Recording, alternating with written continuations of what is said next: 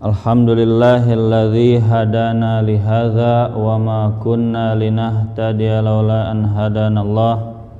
Wassalatu wassalamu ala Rasulillah Sayyidina wa Maulana Muhammad ibn Abdillah wa ala alihi wa sahbihi wa man tabi'a hudah. Rabbi shrah li sadri wa yassir li amri wahlul 'uqdatam min lisani yafqahu qawli. Rabbana zidna ilman nafi'a warzuqna fahman wasi'a wa amalan mutaqabbala. Amin ya rabbal alamin. Alhamdulillah, pada malam hari ini kita bisa berkumpul di sini dalam rangka belajar agama. Mudah-mudahan ilmu yang kita peroleh menjadi ilmu yang bermanfaat baik di dunia maupun di akhirat. Amin ya rabbal alamin. Bapak-bapak yang dirahmati oleh Allah Subhanahu wa taala, seperti biasa pada malam hari ini, pada malam Senin, setiap satu minggu sekali kita adakan pengajian, yang mana tema pengajiannya beragam.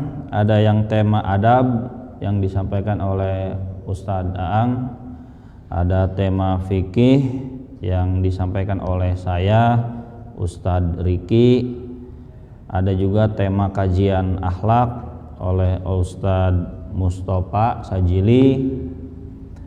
Untuk saya biasanya materi kajiannya itu kajian fikih. Ilmu agama itu kan ada 3 macam yang wajib diketahui. Yang pertama ilmu akidah, kedua ilmu fikih, yang ketiga ilmu akhlak. Ketiga ilmu tersebut wajib kita ketahui, karena ketiga ilmu tersebut adalah ilmu yang penting yang mana kita amalkan sehari-hari. Untuk kajian fikih pada malam hari ini, sebagai pengganti badal daripada Ustadz Tommy Miftah yang kebetulan beliau sedang sakit, tema fikihnya pada malam hari ini yaitu tentang fikih gadai. Fikih gadai ini sudah pernah disampaikan oleh Ustadz Riki sekitar 9 bulan yang lalu. Pernah juga disampaikan oleh saya sekitar 2 tahun yang lalu. Maka tidak ada salahnya saya mengulang lagi kajian tema fikih gadai. Bapak-bapak yang dirahmati oleh Allah Subhanahu wa taala, apakah penting kita membahas tentang gadai? Jawabannya penting. Karena pegadaian ini atau praktek gadai itu sudah menjamur hampir di setiap pelosok negeri. Banyak orang yang melakukan praktek gadai, baik itu di desa ataupun di kota, baik itu via online maupun offline, baik orang kota maupun orang desa. Hampir semua orang yang kita kenal, mereka pernah melakukan transaksi gadai. Karena banyak orang yang melakukan transaksi gadai, maka harus kita memahami hukum-hukum fikih terkait gadai. Sebelum membahas gadai, kita harus mengenal dulu macam-macam akad di dalam Islam. Di dalam Islam akad itu ada bermacam-macam, Pak. Akad transaksi. ada yang namanya transaksi muawadot. Transaksi muawadot itu transaksi tukar menukar harta. Dengan kata lain, transaksi muawadot adalah transaksi bisnis, transaksi jual beli, transaksi sewa, namanya akad muawadot. Akad muawadot adalah akad bisnis. Boleh kita mencari keuntungan di akad muawadot, karena akad muawadot adalah akad bisnis seperti jual beli, sewa, dan lain sebagainya. Ada akad yang kedua, yaitu namanya akad tabarruat.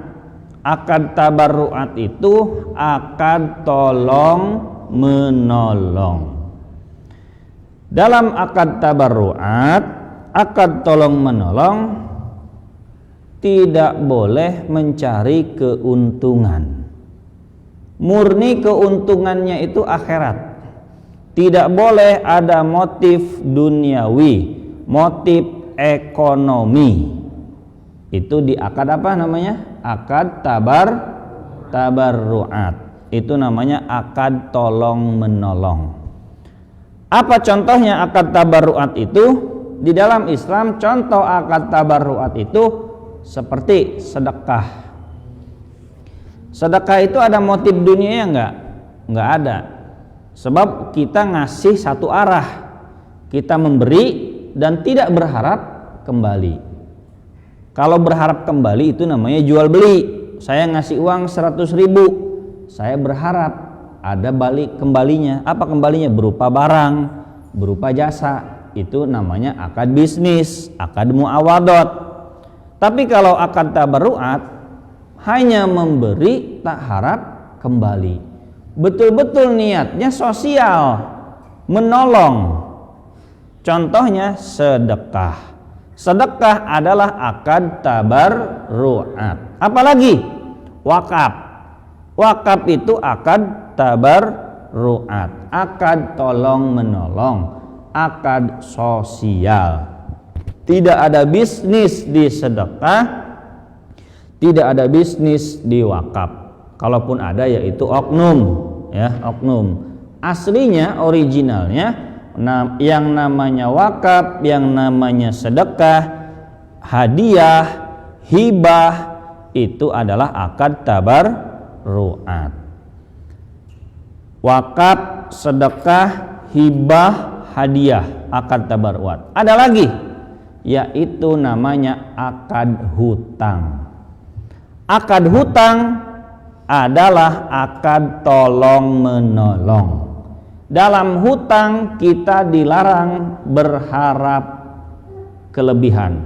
Dalam hutang kita dilarang mendapatkan keuntungan. Di dalam hutang tidak boleh ada eksploitasi. Hutang murni kebaikan, murni menolong. Tidak boleh ada keuntungan di dalam hutang. Nah, itu namanya akad apa? Akad tabarruat, akad tolong menolong, akad sosial. Ada lagi yang ketiga, yaitu namanya akad tausiqat. Apa itu akad tausiqat? Akad tausiqat yaitu akad kepercayaan. Biar lebih percaya, biar jual belinya lebih percaya, biar hutangnya lebih percaya, biar urusan sewa menyewa lebih percaya, biar urusan-urusan akad-akad yang lain lebih dipercaya, lebih meyakinkan, pakai akad tausiqat. Apa itu akad tausiqat? Salah satu contohnya akad tausiqat adalah gadai. Gadai biasanya yang terjadi di masyarakat itu dipasangkan dengan hutang. Berarti gadai yang akan kita bahas adalah gadai plus hutang. Karena gadai plus hutang, maka hukum gadai tersebut mengikuti akad tabarruat, yaitu akad tolong menolong. Singkatnya, di dalam gadai tidak boleh mencari keuntungan. Nanti akan saya jelaskan. Karena gadai itu dipasangkannya dengan apa? Hutang. Gadai itu bisa dipasangkan dengan jual beli, bisa. Dengan sewa, bisa. Orang mau nyewa sesuatu, kita biar lebih yakin, biar lebih percaya, kita minta jaminan, minta barang gadaian.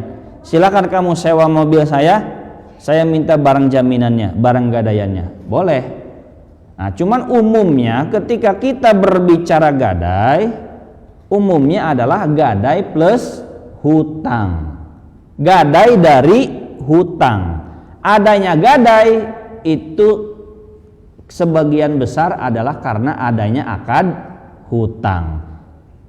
Seperti yang sudah dijelaskan tadi, yang namanya akad hutang adalah akad tolong menolong. Berarti di dalam gadai plus hutang, hutang karena gadai tidak boleh mencari keuntungan. Sekarang kita mulai ke definisi gadai. Itu pembukaan ya. Jadi akad itu dalam Islam ada macam-macam. Ada akad apa, Pak? Akad muawadot. Akad muawadot itu akad bisnis, jual beli, sewa dan lain sebagainya. Ada akad yang namanya tabarruat. Contoh sedekah, wakaf, hibah dan hutang. Hutang itu, sedekah itu, wakaf itu akad tabarruat, akad tolong menolong. Terus ada lagi akad yang ketiga apa? Akad tausiqat. Apa akad tausiqat? Akad untuk kepercayaan. Salah satunya yaitu gadai. Gadai itu kan untuk kepercayaan kan? Kalau orang mau minjem uang, biar kita lebih yakin, lebih percaya, kita minta barang gadaian. Nah, barang gadaian digabung dengan hutang, berarti barang gadaian itu masuknya hukum apa? Hukum akad apa? Hukum akad tolong menolong. Yang namanya akad tolong menolong tidak boleh cari keuntungan. Paham Pak ya? Nah, akad tadi. Sekarang kita definisi gadai. Definisi gadai yaitu menahan. Gadai itu artinya adalah menahan gitu. Firman Allah Subhanahu wa taala, wa in kuntum ala safarin walam tajidu katiban farihanum maqbudah. Ini ayat Qur'annya. Apabila kamu dalam perjalanan dan kamu akan melakukan sebuah transaksi, transaksinya tidak tunai, sedang kamu tidak memperoleh seorang penulis, maka hendaklah ada barang tanggungan yang dipegang. Jadi menurut Allah Subhanahu wa taala, kata Allah Subhanahu wa taala, apabila kamu dalam perjalanan sedangkan kamu tidak ada penulis, padahal kamu mau melakukan transaksi bisnis, karena tidak ada penulis dan kamu mau melakukan transaksi bisnis yang tidak tunai alias dihutang, maka disarankan memakai barang jaminan. Barang jaminan itu namanya barang gadai. Terus dalilnya juga dari hadis Nabi Muhammad SAW, bahwa semasa hidup Rasulullah SAW itu pernah menggadaikan baju besinya kepada seorang Yahudi. Jadi beliau itu untuk membeli gandum, beliau tidak punya uang, akhirnya beliau menggadaikan baju besinya, baju perang, baju besinya digadaikan untuk membeli gandum. Sampai meninggalnya baju besi itu belum ditebus. Dari hadis ini bisa kita simpulkan bahwa Rasulullah SAW sendiri semasa hidupnya pernah melakukan transaksi gadai. Gitu. Jadi dari dalil tadi, dari Al-Quran dan hadis jelas bahwa gadai itu disyariatkan. Rukun gadai. Apa rukun gadai? Yang pertama yaitu orang yang menggadaikan, orang yang punya barang, yang menggadaikan, yang berhutang. Yang kedua rukun gadai yaitu orang yang menerima hutang, yang menerima gadai, yang menerima gadai. Yang menerima gadai berarti siapa tuh? Pemberi hutang. Yang ketiga hutangnya itu sendiri, hutangnya. Satu, orang yang menggadaikan barang. Dua, orang yang menerima barang gadaian. Tiga, hutangnya itu sendiri. Yang keempat, barang yang diserahkan, barang gadaiannya. Yang keempat, barang gadaiannya. Yang kelima, perjanjiannya. Jadi rukun gadai itu yang pertama apa? Orang yang menggadaikan. Dua, yang menerima gadai. Tiga, barang gadaiannya. Empat, hutangnya. Lima, perjanjiannya. Itu rukun gadai. Nah, sekarang mari kita bahas lebih mendalam tentang akad gadai. Sebagaimana tadi yang sudah dijelaskan, yang namanya gadai yang terjadi di masyarakat kita, gadai itu dipasangkan dengan hutang. Karena gadai dipasangkan dengan hutang, berarti hakikatnya adalah hukum hutang. Berlaku hukum hutang. Yang namanya hutang dalam Islam tidak boleh mencari keuntungan. Tidak boleh ada bisnis dalam hutang.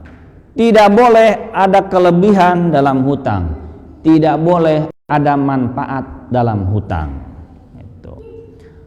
Maka barang gadaiannya pun berlaku hukum-hukum hutang. Itu. Jadi dapat saya simpulkan, gadai bukan bisnis.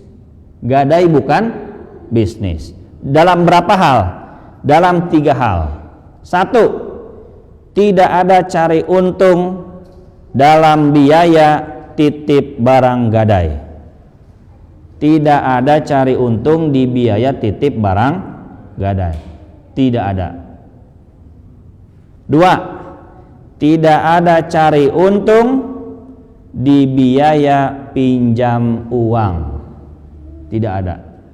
Yang ketiga, tidak ada cari untung di dalam memanfaatkan barang gadai. Karena gadai di sini berarti hutang. Hutang itu akadnya akad tolong menolong. Berarti gadai itu bukan bisnis dalam 3 hal. Apa yang pertama? Tidak ada cari untung di biaya titip barang. Tidak ada biaya cari untung di titip barang. Tidak ada. Kedua, tidak ada cari untung di biaya pinjam uang.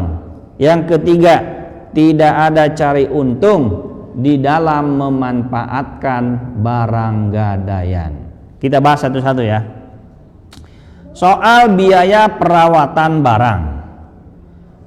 Kewajiban merawat barang tersebut adalah kewajiban orang yang berhutang. Karena barang tersebut milik siapa? Milik orang yang berhutang. Orang yang berhutang, karena itu kan barangnya dia kan. Karena dia punya hutang, barangnya itu akhirnya diserahkan kepada pemberi hutang. Barang tersebut kewajiban merawatnya masih tetap ada di pemilik barang. Itu. Oleh karena itu, biaya merawat barang gadaian masih kewajiban orang yang mempunyai barang. Orang yang mempunyai barang itu berarti siapa? Yang berhutang.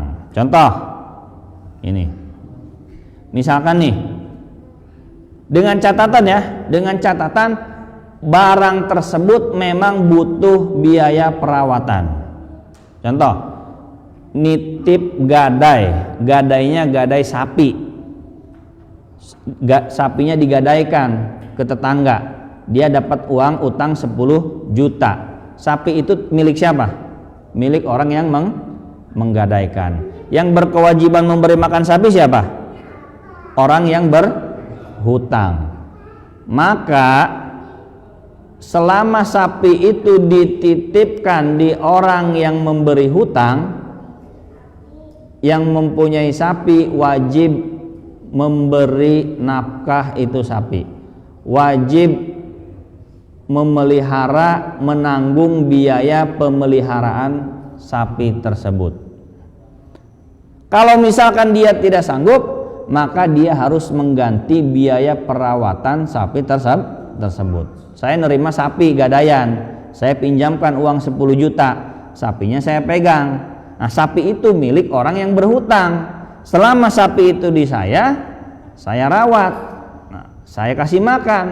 Nah, atas biaya perawatan selama ini, maka saya boleh membebankan biaya titip barang, dengan catatan barang tersebut barang yang memang butuh perawatan gitu. Tapi lain halnya kalau barang tersebut tidak butuh perawatan, maka tidak ada biaya titipnya. Contoh, titip laptop, gadai laptop. Misalnya ada orang gadai laptop ke saya, laptop ada nggak biaya perawatan? Nggak ada, Pak. Maka nggak boleh saya mengenakan biaya titip laptop. Karena kamu gadai laptop, nih uangnya saya kasih, laptopnya saya pegang, ini laptop ada biayanya, 1 bulan biayanya 200.000, 1 bulan 50.000, itu tidak ada biayanya.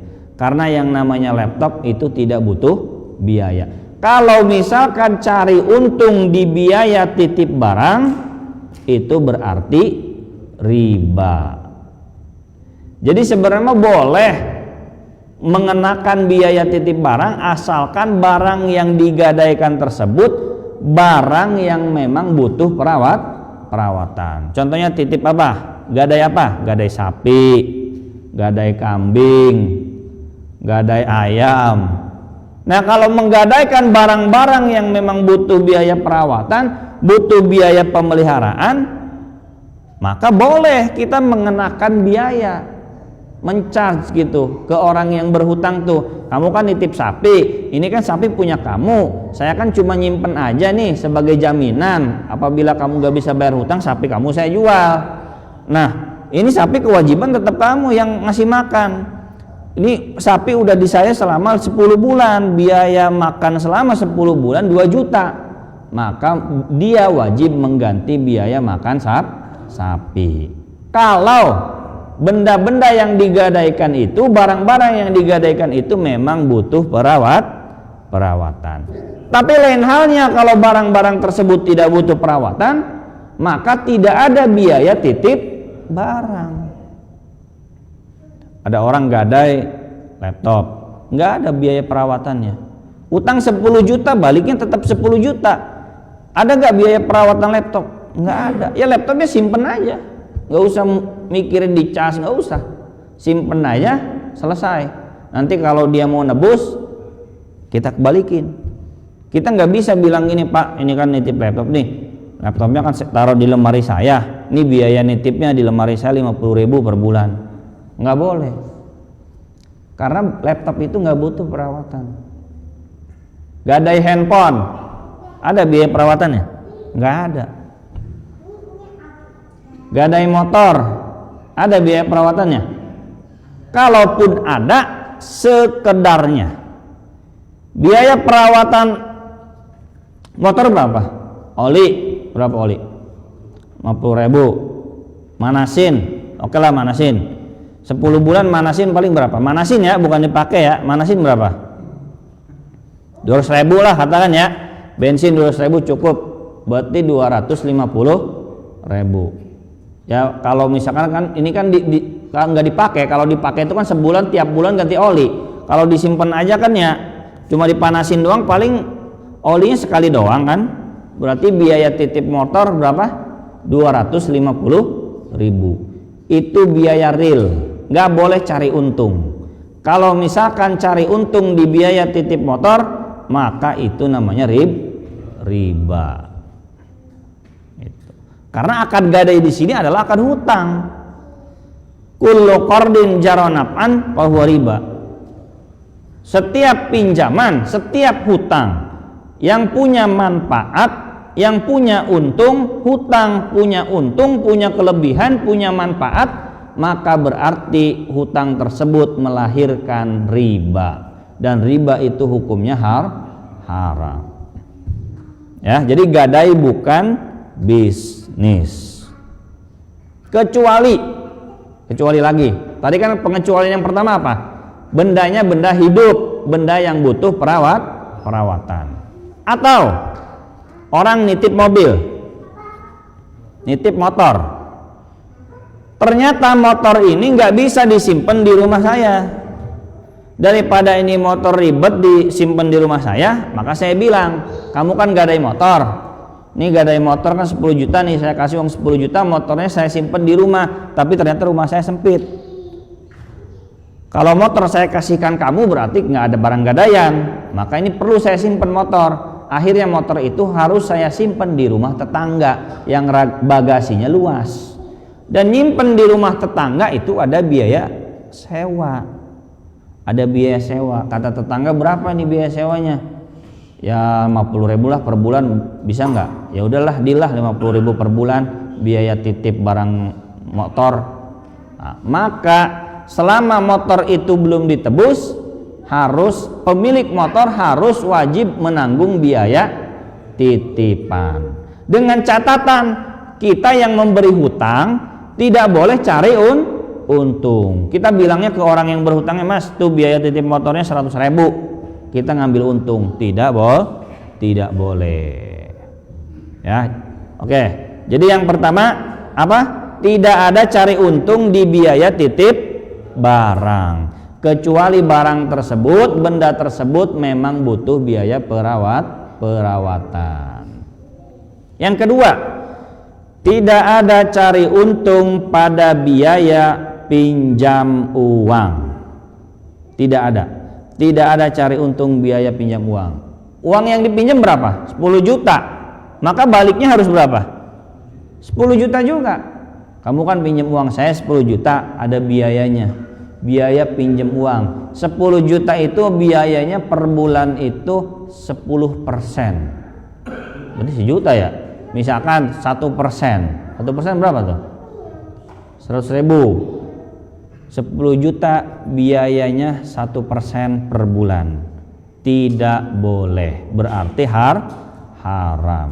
Karena itu sama saja pembungaan hutang, pembungaan uang.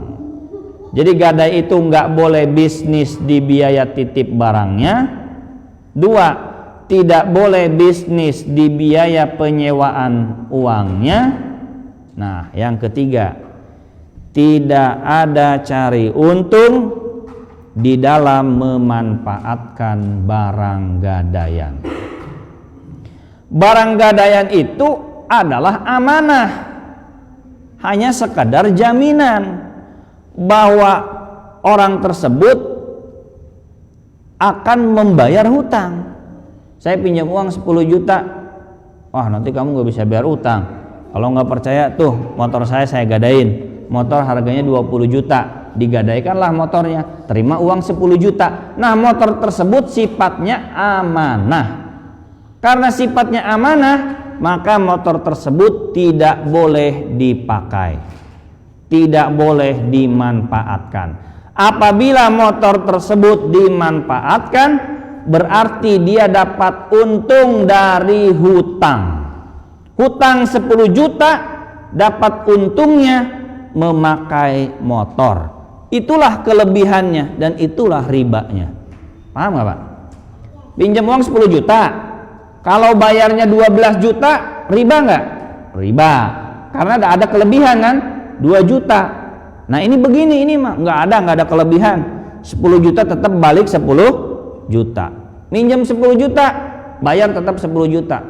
tapi motor kamu saya pakai selama 4 bulan, selama 10 bulan, sampai belum ketebus itu motor terus dipakai. Harusnya Pak kalau nyewa motor berapa tuh per bulan tuh? Per hari berapa tuh? Harusnya bayar kan? Gara-gara ada hutang, motor itu digadaikan jadi gratis gak? Gratis. Nah, gratis disitulah harusnya bayar, jadi nggak bayar. Maka disitulah kelebihan daripada hutang. Jadi kalau ada orang menggadaikan barangnya Pak, maka tidak boleh dipakai, tidak boleh dimanfaatkan. Barang gadaian itu cukup disimpan sebagai jaminan, sebagai amanah. Kalau misalkan dia tidak bisa bayar hutang, nanti barang tersebut dijual untuk menutupi hutang, bukan dipakai. Kalau dipakai berarti itu kelebihan daripada hutang.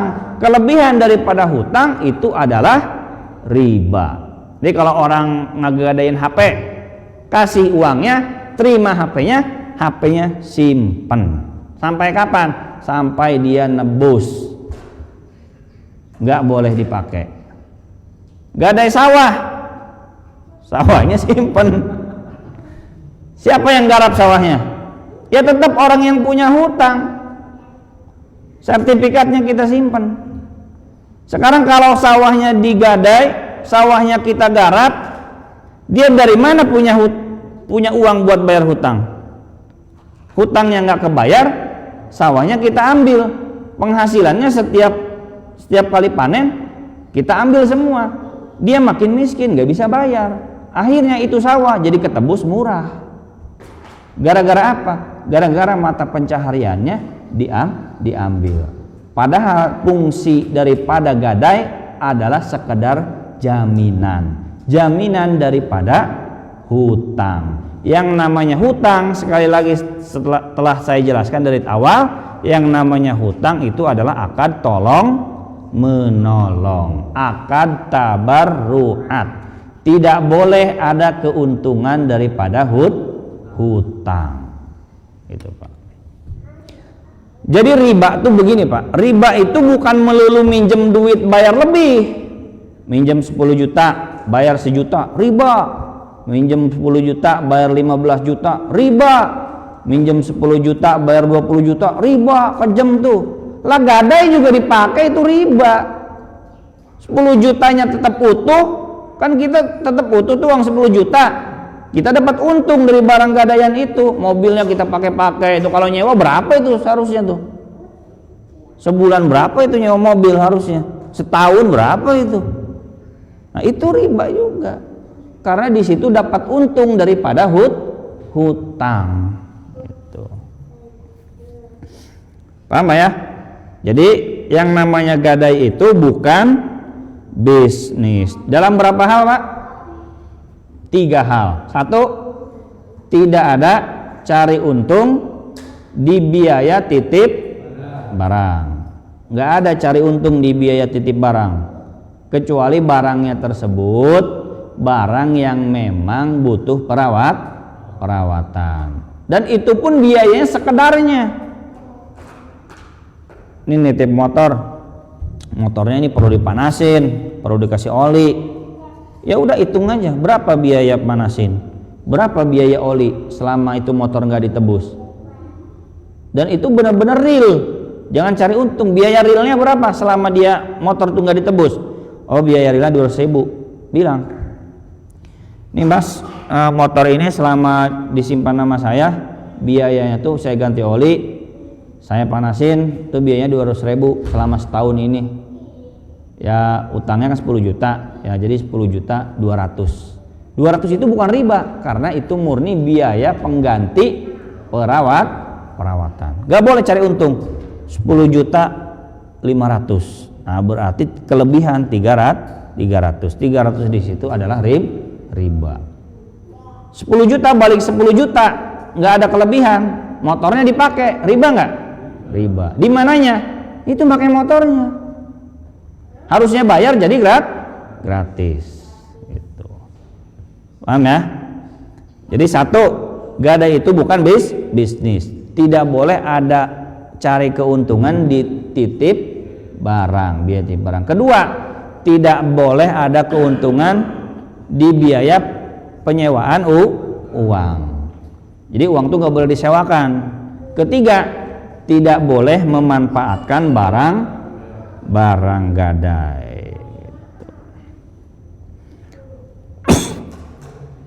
Nah, sekarang barang apa yang bisa digadaikan? Barang yang bisa digadaikan yang pertama gini, kaidahnya. Kullu ma jaza bai'uhu jaza rahnuh. Setiap barang yang bisa dijual dan barang itu halal, maka berarti bisa digadaikan. Kullu ma jaza bai'uhu jaza rahnuh. Setiap barang yang bisa dijual dan barang itu halal, maka bisa digadaikan.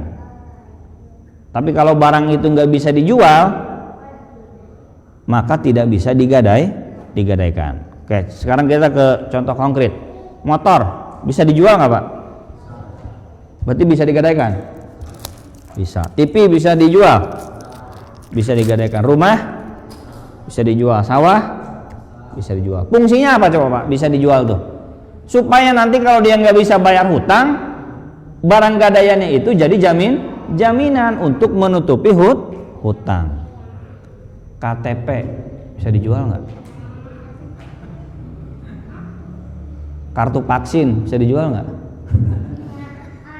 Saya mau menggadaikan apa? Kartu vaksin. Berarti nggak bisa digadaikan. BPKB bisa dijual nggak? BPKB-nya loh, bukan motornya. Bisa nggak dijual? Nggak bisa. Secara praktek ngomongnya digadaikan, tapi secara fikih hakikatnya itu bukan gadai. Karena yang namanya gadai itu barang-barang yang bisa dijual, supaya nanti kalau dia nggak bisa bayar hutang, bisa kita jual, hutangnya ketutup. Nah, sekarang kalau barang-barang tersebut tidak bisa dijual, bagaimana kita akan menutup hutang itu? Contoh, saya pinjam uang Mas 2 juta. Udah gadaikan barang kamu. Wah, saya nggak punya apa-apa nih, ada KTP saya, SIM saya, kartu vaksin, misalkan. Itu kita terima tuh. Kita bilang ya udah barang gadaiannya ini. Secara fikih itu bukan barang gadai. Terjadilah kasus, dia nggak bisa bayar hutang. Bisa KTP-nya dijual? Siapa yang mau beli ini KTP atas nama Papa Hadi? Ada yang mau beli? Nggak ada. SIM-nya bisa dijual? Nggak bisa. Kartu vaksin apalagi? Nggak bisa. BPKB bisa nggak dijual? Nggak bisa. BPKB nggak bisa dijual. Coba aja jual BPKB doang, nggak bisa. Gitu.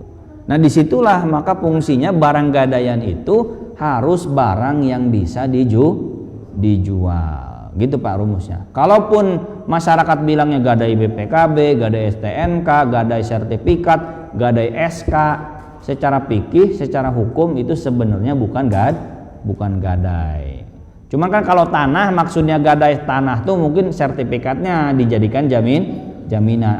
Hakikatnya tuh tanahnya itu mah kan tanahnya nggak mungkin dibawa-bawa tanahnya gitu kan. Atau sawahnya itu. Paham Pak ya? Rumusnya. Nah, contoh lagi nih, barang-barang yang bisa dijual. Oke, yang pertama. Yang kedua, barangnya halal. Homer bisa digadaikan? Gak bisa. Bisa dijual, tapi tidak halal. Babi bisa digadaikan? Gak bisa. Walaupun bisa dijual, tapi karena tidak halal, tidak boleh digadaikan. Terus yang ketiga, barangnya bisa diserah terimakan. Barangnya bisa diserah terimakan. Setiap barang yang bisa diserah terimakan maka boleh digadaikan. Kalau barang yang nggak bisa diserah terimakan nggak bisa digadaikan. Contoh, ini saya mau menggadaikan ini nih mobil saya. Mana mobilnya? Tuh mobilnya dicuri sama orang. Kamu cari aja sendiri, nggak bisa digadaikan. Atau menggadaikan burung yang masih terbang. Saya mau menggadaikan burung merpati saya. mahal itu juara satu lomba apa gitu ya misalkan. Mana burungnya? Tuh masih di atas, nggak boleh. Atau menggadaikan mobil yang masih mobil, barang-barang yang masih dipinjam orang dan belum dibalikin, dan kita nggak bisa ngambil mobil itu, nggak bisa mengambil benda itu, maka tidak bisa digadaikan. Jadi barang yang bisa digadaikan itu adalah barang-barang yang bisa diserah terimakan. Maksudnya jangan begini Pak, ada orang minjem uang 10 juta, terus dia janji, udah nanti saya gadaikan mobil saya. Mana mobilnya? Masih di rumah. Nggak bisa itu, belum jadi gadai. Kasih antar dulu itu mobil, baru jadi gadai. Apalagi di mana mobilnya? Di Bogor. Di mana mobilnya? Kalimantan. Di mana mobilnya? Di Papua. Di mana mobilnya? Masih di showroom. Nah, itu beda lagi itu. Gitu. Jadi barang-barang yang bisa digadaikan itu adalah barang-barang yang bisa diserah terimakan. Gitu. Jadi selama belum serah terima, belum sah gadainya, Pak. Belum sah.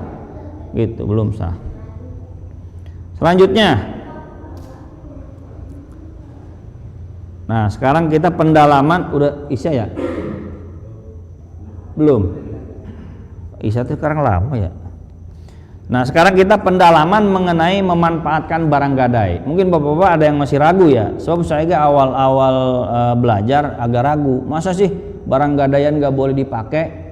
Nah, kita jelaskan lebih mendalam. Gini Pak, alasan utamanya begini. Kan dari awal saya jelaskan bahwa yang namanya barang gadaian yang berlaku di masyarakat umumnya itu gadai dari apa? Dari hutang. Yang namanya hutang itu dalam Islam adalah tolong menolong. Nggak boleh kita jadikan akad hutang sebagai akad bisnis, nggak boleh. Dengan kekuatan uangnya dia memberi hutang ke orang-orang. Ini diberi hutang, dikasih utang. Kalau nggak bisa bayar, wayahna anak perempuannya saya nikahin. Nah itu berarti dapat untung daripada hutang. Orang dikasih hutang, terus barang gadainya dipakai. Akhirnya dia nggak bisa tebus tuh barang gadaian. Akhirnya barang gadaian itu dijual murah. Berarti itu dapat untung daripada hutang. Paham ya? Gitu. Tapi Pak, ada pengecualian barang gadaian itu boleh dipakai. Ini ada pengecualiannya. Pengecualian yang pertama. Ini pengecualian ya. Pengecualian yang pertama, boleh barang gadaian itu dipakai oleh yang punya barang. Boleh. Itu enggak riba. Kalau yang punya barang yang pakai sendiri boleh. Cuman pertanyaannya apa fungsinya barang itu digadaikan kalau masih dipakai sama dia? Benar nggak? Nih Pak, saya ngegadain motor. Ya udah, motornya saya simpen ya. Iya. Tapi besok saya mau pakai ya. Oh mau pakai? Iya mau pakai. Berapa hari? Ya kira-kira 2 bulan lah saya pakai. Ya ngapain gadai? Kalau barangnya masih dipakai. Paham ya? Itu. Jadi gadai barang gadaian itu tidak boleh dipakai kecuali boleh dipakai oleh orang yang punya barang. Boleh aja boleh. Berarti sebenarnya kita nggak ada gadai. Yang ada tuh cuma hutang. Cuma ada hutang 10 juta. Barang gadaiannya nggak kita simpen, kita balikin ke dia pakai. Itu tidak riba. Kenapa tidak riba? Karena kan yang memberi hutang kita. Riba itu dari sisi yang memberi hutang. Yang memberi hutang dapat untung, dapat kelebihan. Nah, kelebihan daripada hutang adalah riba. Kalau barang gadaiannya dipakai oleh yang punya barang, tidak riba, bukan riba. Ya cuman ya kita berpikir aja barang gadaian masih dipakai sama orang itu, ya apa fungsinya sebagai barang jaminan. Gitu. Tapi lain halnya untuk barang gadaian, saya minum dulu ya, aus ya.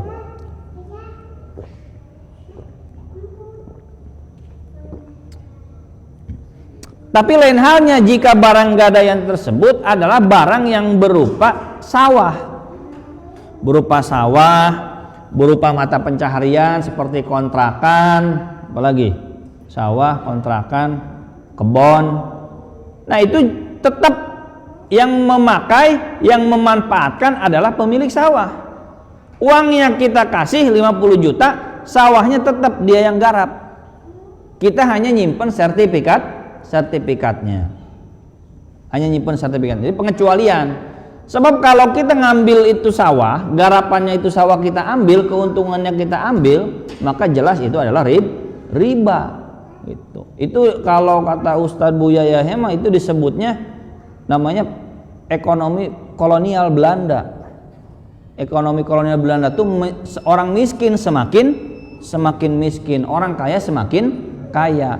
Karena orang miskin menggadaikan sawahnya, dia sawahnya diambil sama orang kaya hasilnya, dan selama ini dia nggak bisa bayar hutang karena sawah hasilnya diambil. Gitu. Yang miskin makin miskin, yang kaya makin kaya. Nah itu tidak boleh. Gitu. Memanfaatkan barang gadai yang berupa mata pencaharian. Gitu.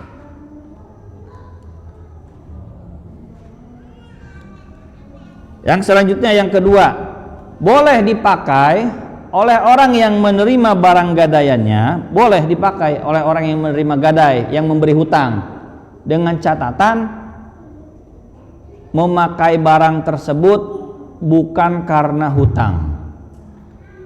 Jadi benar-benar dipakai karena memang minjem.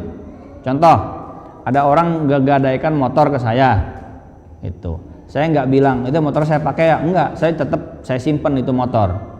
Tapi berhubung saya ada keadaan mendesak, saya misalkan mau ke rumah sakit, keluarga saya ada yang sakit, harus ke rumah sakit segera, maka boleh memakai barang gadaian tersebut pada kondisi-kondisi darurat. Kalau tidak pada kondisi darurat, berarti itu sama saja memanfaatkan barang gadai, dan memanfaatkan barang gadai berarti dapat keuntungan daripada hutang, kecuali kalau kondisi darurat. Misalnya nih gampangnya gini, nitip laptop, misalkan nitip laptop, gadai laptopnya saya simpen, ada nggak kedaruratan di laptop? Wah saya butuh nih ngerjain ini, darurat. Kalau memang betul ada, telepon orangnya yang punya laptop tersebut, bilang, Mas ini laptop gadaiannya saya pakai ya. Oh silakan, boleh, sesekali. Tapi kalau setiap hari dipakai, berarti itu ciri hutang menghasilkan manfaat. Paham Pak ya? Jadi barang gadaian itu boleh dipakai. Siapa boleh yang pakai? Satu, orang yang punya barang. Boleh tapi bukan berarti harus. Ya Bapak boleh ngasih, boleh enggak. Kan utangnya dia udah ambil. Masa barangnya dikasihin juga? Itu boleh aja. Kedua, boleh dipakai dalam kondisi darurat. Dengan catatan itu dipakai itu bukan karena ada urusan hutang, tapi memang karena ada urusan lain yang darurat. Demikian Pak, mohon maaf nih Pak, nih apabila ada kesalahan. Hadanallahu wa iyyakum ajmain. Wabillahi taufiq wal hidayah. Wassalamualaikum warahmatullahi wabarakatuh.